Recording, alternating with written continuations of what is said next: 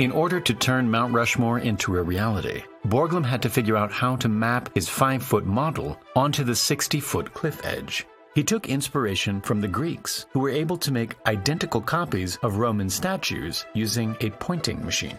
This was a tool that could measure specific points on a sculpture relative to a reference point. This could then be transferred onto a different sculpture, giving the artist a guide to carve to. By doing this for thousands of points, the exact shape of the sculpture could be replicated. This worked well for replicas of the same size. But in order to scale up his design, Borglum would have to get creative. He came up with his own pointing machine, which was essentially a metal arm with a weighted point at one end that could swing around a fixed axis.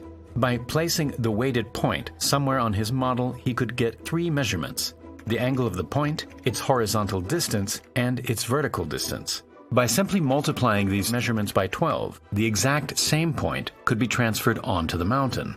But for that, Borglum would need to make a much larger pointing machine on top of Mount Rushmore.